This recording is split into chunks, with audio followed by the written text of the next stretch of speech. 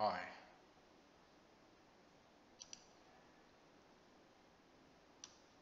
we were in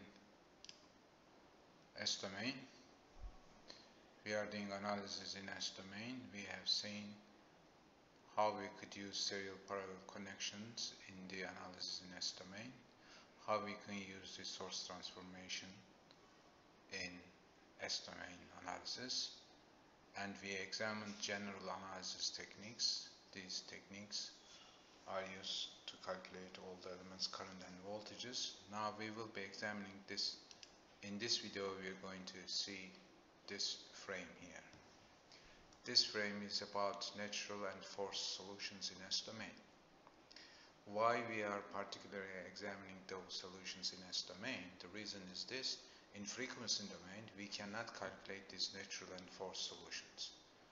So it is a property of the S domain, or the advantage of S domain, that we could find out the solution in this domain, but we cannot find them in frequency domain. So we are going to examine a natural solution example. We are going to choose a simple circuit to show you how we can find the natural solution in S domain. And also we are going to choose a different circuit this time and different independent source in it in order to calculate the first solution in S domain. We are going to examine this one as well. And apart from those two, within this frame we are going to examine a general solution, how we find a general solution in S domain, and how we can set initial conditions in S domain. An example for this.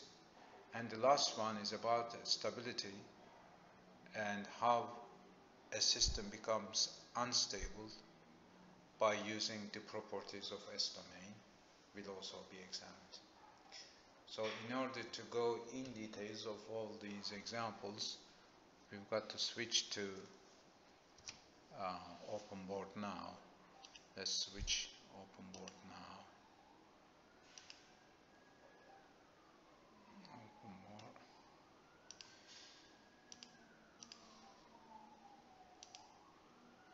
Here we are. Natural solution we are dealing with. What is natural solution? Just remind you, this is the solution when the initial conditions are in.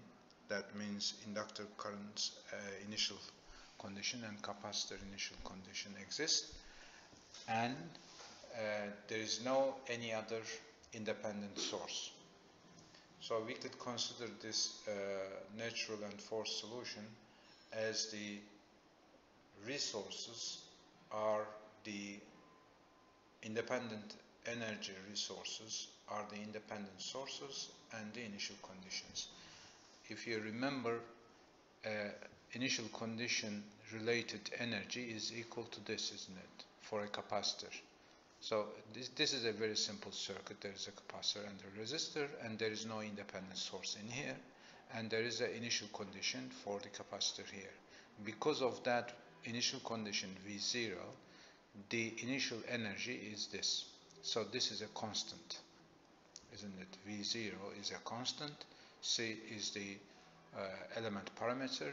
So this is the energy stored by this capacitor. So if we do this connection here, that energy will be consumed within this circuit. Since the energy is a limited energy, not a continuously introduced energy, so a few minutes later this energy is going to disappear. That means all the elements current and voltages are going to become zero. So how we are going to examine this circuit in S domain? There are two alternatives. So as we have seen already the element definition relations, we said the equivalent capacitor in S domain, capacitor in S domain, which includes initial conditions in it, could be either this one, so that means this is replaced with this one alternative, The second alternative is serial connection, one independent source and a capacitor. That is the second equivalent circuit in S domain. We examined those already while we examined the definition relation of the elements in S domain. We have seen those. These are not new. But after I replace this one with the equivalent in S domain here, so this is my S domain circuit now for the first type equivalence, and this is the S domain circuit which corresponds to this one for the second equivalent circuit being used. So let's examine this one first on the left hand side. So if you look at this circuit now, after we close or turn this on, that switch, so our circuit becomes this one, and we've got an initial condition. Because of the initial condition that there is an independent current source here, independent DC current source is available here, and then these two are connected in parallel. So the equivalent impedance here is going to be inverse, or is going to be a multiplication of those two. So R times, let's make it black, R times first impedance, first resistant impedance multiplied with the capacitor impedance, and the summation of those two. This is the equivalent circuit of those two parallel connected elements. So if I multiply this equivalent impedance with that current, I'll get that voltage, isn't it? So current is C V0, independent current here. When I multiply this equivalent impedance with the current, I'm going to get that voltage here in S domain, V.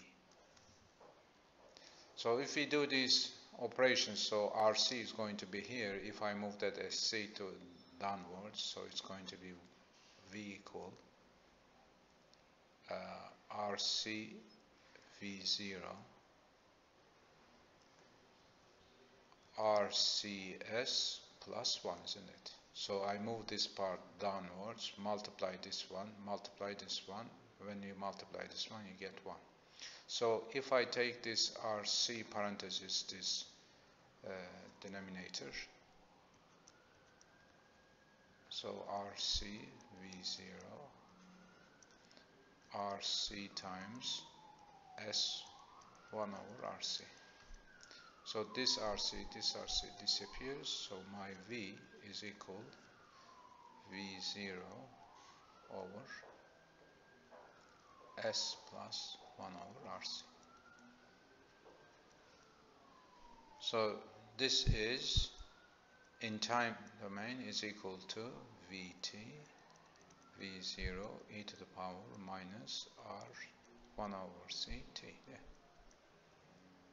So this is that one, isn't it? So I have done this. So this is exponentially decreasing function. Exponentially decreasing function is like that.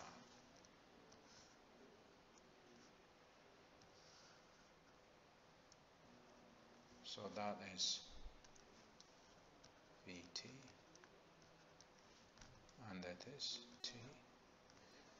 So when T equal to 0 here, so this e to the power 0 is 1, so it's V0. So it's going, when T equal to 0, it's going to start with V0. That is V0. And exponentially decreasing, so it's going to be a function like that. The RC value is when you draw a tangent from that initial condition, so that is RC, time constant. So when you increase the time constant, so this circle, that part of the drawing moves towards the right hand side. So this is an expected result. Why it is that? Because after a while this voltage becomes 0. Why is that? Because I am consuming my energy. My energy is limited amount of energy which is stored by the capacitor. When this energy disappears, that means all the elements' current and voltages will also disappear, or other way around. The voltage and current of the elements disappears. That's why there is no energy left. So we have found this natural solution like that, and we said we found this by using this equivalent circuit of the capacitor in S domain. If we use this one, what happens? Let's do it on the right hand side here. So if you look at this one, now there is a independent DC voltage source here, and there is an RN capacitor here. These R and C are connected in serial. So the equivalent impedance of these two elements is 1 R plus 1 over SC, summation of the impedances. So if I divide this independent voltage source voltage, which is V0 over S, divide to this equivalent impedance, I'll find this current, that's that I. So if I multiply this current with the R value, I'll get that voltage, isn't it? Multiply R, I'll get that voltage here, which is this V as well. So the V calculation on the left hand side is going to be the same as the V calculation in here. Let's prove it. So what happens? R times V0 over, if I move S downwards, it's going to be RS plus 1 over C, isn't it? So that becomes RC V0 RC S plus 1. So if you put the RC parenthesis, this one, RC V0 over RC in parenthesis S plus 1 over RC, this disappears, so that is the same as this, isn't it? So we get the same result here. That's the natural solution. So we found the same natural solution for different equivalent circuit of the capacitor in time domain, isn't it? That is the one of the equivalent circuit in S domain. That's the other equivalent circuit in S domain for the capacitor in time domain here. So that was the example that we mentioned. Let's come to the example of the fourth solution. So in the previous one, the independent energy source comes from that stored energy here. In the second one, in this one, we are going to see that initial conditions are going to be 0, and there is an independent AC source here, not DC but the AC here, AC current source is included. So initial conditions are 0, that means there is no stored energy in the circuit, and independent source the only energy source. So in this case, the solution that we are going to find is going to be the fourth solution. So that is the example for a fourth solution. Now let's talk about the function of this switch here. When this switch, it says here, switch move or turn off when t equal to 0. So that means when t is smaller than 0, before we move that, so it is closed, isn't it? So it's going to be like that. So that means this is short circuit here. When this is short circuit here, that means this voltage is equal to 0, isn't it? So that means the capacitor voltage is going to be 0.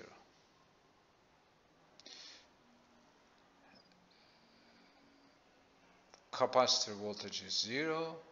That initial condition here, if there is an initial condition here, that's going to be this open circuit, no current passing through. If this voltage is 0, this voltage is 0, is current is 0, so that's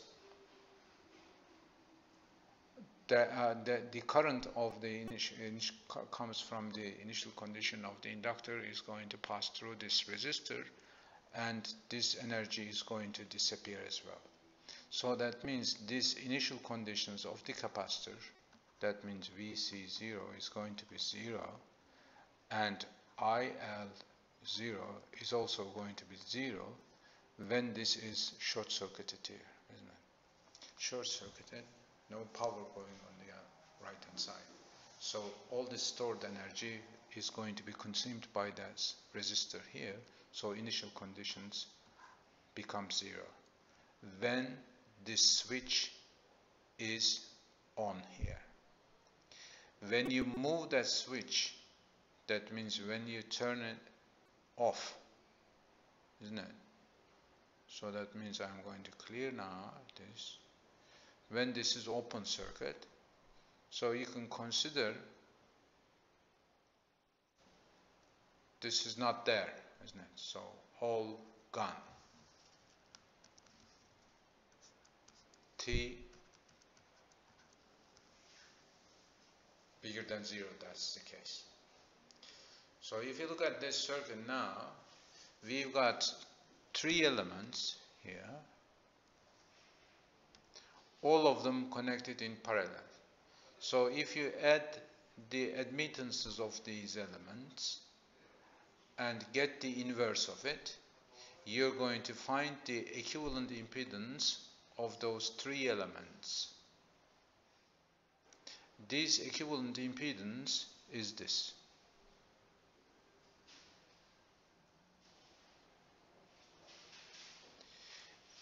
If you multiply this equivalent impedance with that independent current source current, you're going to get this voltage, isn't it? So that's the voltage here. That voltage is the voltage of this. All these element voltage is equal to that V. When you multiply that independent current source current with the impedance, you get the voltage. So if we are dealing with the inductor current as the force solution, so we are going to divide this voltage to SL, isn't it, in S domain. If you do that division, you're going to end up with IL in S domain, like that. So if you replace the element values, you're going to end up with this rational function in S domain. S domain, rational function.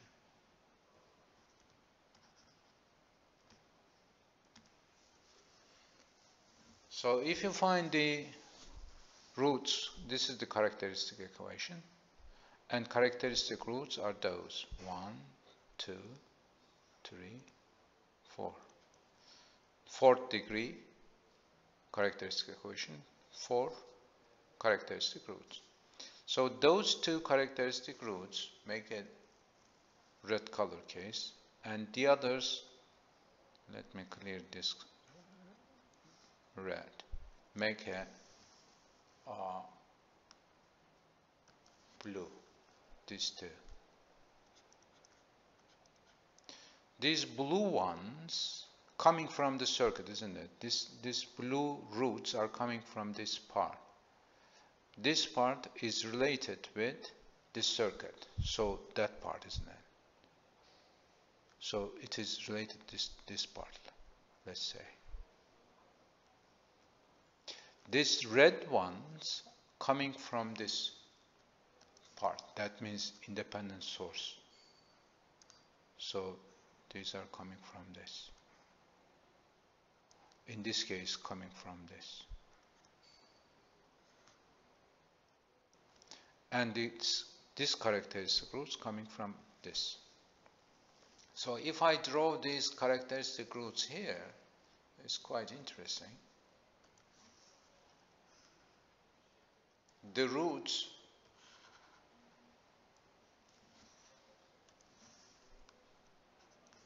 related with independent source, This is coming from an independent source. That's omega square, isn't it?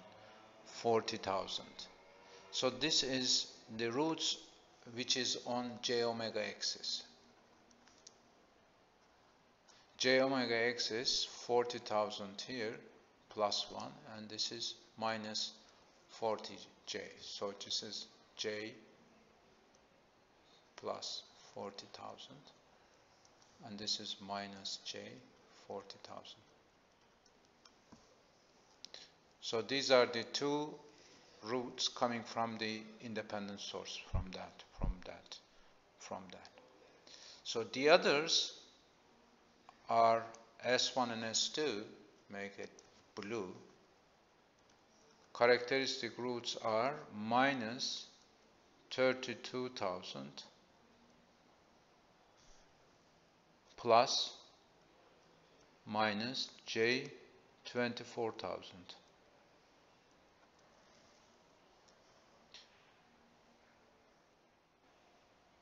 So that's negative.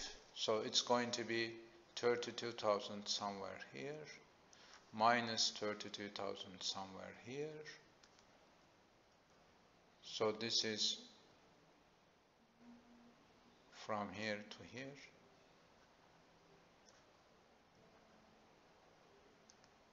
$32,000, and this here is 24,000. So that is this root, and that is the other root. The other root is going to be complex conjugate the other one. That's why this is plus minus 1. So those two roots are related with this circle. So all my roots are left hand side of the S domain here. So that means my circuit is stable, isn't it? We have seen these rules before. So in parentheses, we examine this, whether this circuit is stable or not. We have seen that it is stable. So once we have found it, as we already explained, we are going to find the inverse of this rational function, and you're going to calculate K1 and a K2. This K1, that's going to be the K1 complex conjugate, and K2 complex conjugate. So if you transfer it to time domain, you're going to end up with a solution like that. So we are saying this solution is forced solution because the initial conditions are 0. So if we examine this forced solution now, it's going to have two parts. One of them is this part. Let's make it red. And the other one is this part. If I draw this part here, this is a cosine function. So I'm going to draw it that cosine function here, roughly.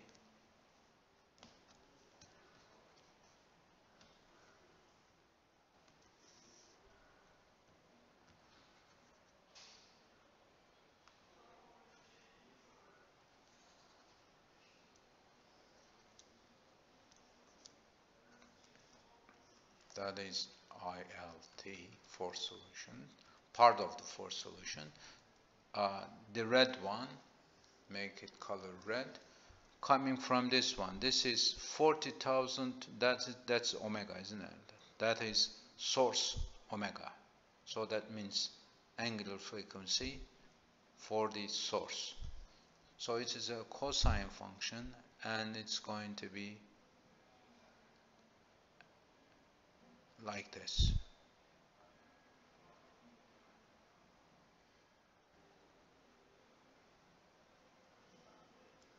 So this one here. If you look at the other one here, draw this axis once more. I'll make it a bit better.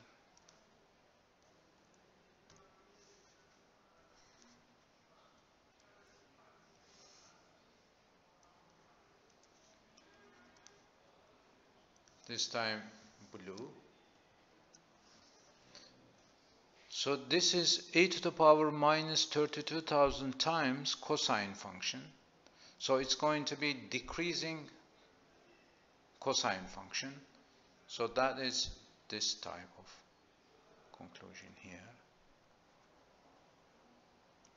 So this is e to the power minus 32,000 t. And this cosine function, the frequency is almost half of the frequency of this source. So that means, so it's going to be a cosine function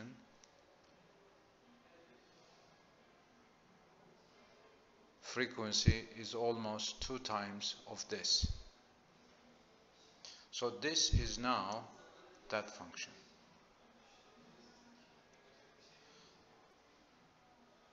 So that function disappears after a while, so this is a homogeneous solution. It is also called transient solution.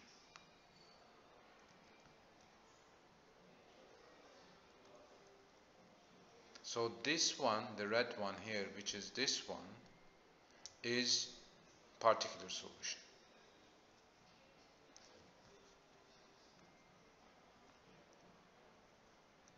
Which is also called steady solution.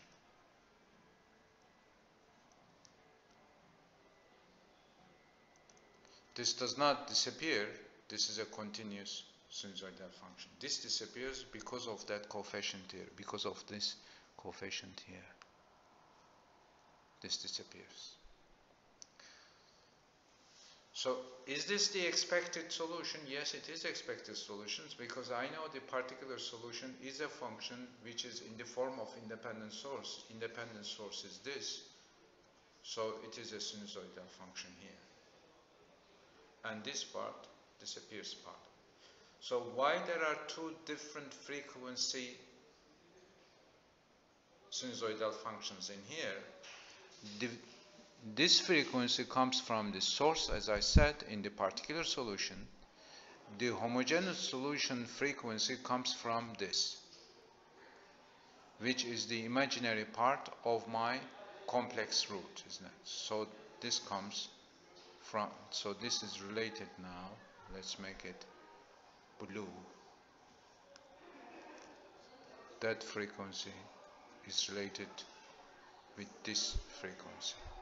And this 32,000 is related with this characteristic root's real part. So that is an example for you for the first solution, how to find the first solution in S domain. So the next example, parallel resonance circuit here, is another example. In this example, we've got a capacitor and an inductor connected in parallel. And there is a source here. This is a cosine source, AC source. What happens? We'd like to examine. So this independent current source current in S domain is equal to this. And the angular frequency of this independent source is 40,000, as seen here. So if you find the impedance of this, which is SL times 1 over SC, so impedance of the capacitor, impedance of the inductor, multiplication of those two divided to summation of those two. So if you do the multiplication and summation, so it's going to be LCS square plus 1, isn't it? So if I put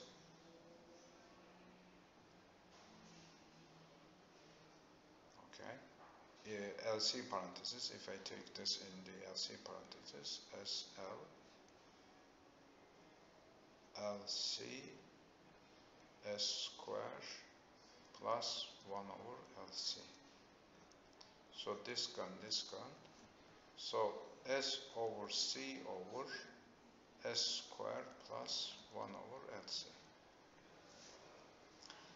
So what is the root of this now? So this is the Z equivalent.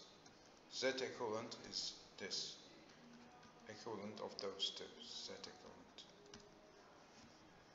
So if you multiply this equivalent impedance with that current, you're going to find out the voltage, this voltage here, isn't it? That's that voltage. So if you look at the characteristic equation now is this, isn't it? So if you take this 1 over LC value equal to omega square, if it is so, that's going to be multiple roots, isn't it? Because omega square is equal 1 over LC, this 1 over C as well. So there's going to be 2 roots from here, another 2 roots from here, and those roots are the same. Then it is a repeated roots. And these roots are on the j omega axis. So it's like that.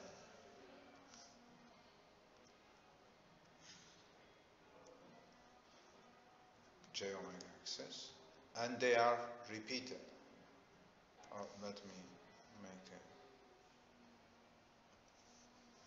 They are repeated. I put that, encircle those two. So that's j omega, that's alpha. So these roots are on j omega axis and they are repeated. So in this case, the circuit becomes unstable. Why is that? You could see it there, if there are 2 repeated roots on j omega axis, the t-domain correspondent function is this. So if you look at this function, this cosine function changes between plus minus 1. When t goes infinity, that mathematical formula goes to infinity as well. So goes to infinity means the current or voltage goes to infinity, that means burns. So that means unstable. So it became an unstable circuit. How it became unstable circuit? If this is called resonance frequency, resonant frequency. The resonance frequency of this parallel connected capacitor and inductor is the same as the source frequency, source angular frequency. Then these j omega axis characteristic roots becomes repeated, and because of that the circuit becomes unstable. If the characteristic roots, if the independent source angular frequency is different from the resonance frequency, then it's going to be not repeated, it's going to be separated j omega roots on the j omega axis. If they are not repeated, then the time domain correspondence is going to be this one, and this term does not go to infinity. When t goes infinity, this disappears, isn't it? So that's critical. When we are examining this, we said we didn't mention that alpha here. Alpha is 0 for these roots, so this is going to be 1, isn't it, in our case? That's why this goes to infinity. Anyway, this also disappears now. So why this? If this becomes a mechanical system, it has a more interesting conclusion that you can get. The buildings has got resonance frequencies due to their shape. If the resonance frequency of this building is the same frequency with the earthquake wave, this wave frequency, earthquake,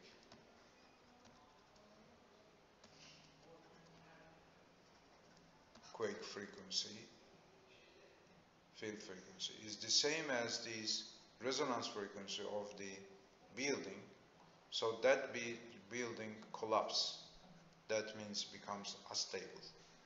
That is the electrical version of that system in here. So I wanted to give this example as well. So that's the end of this video then.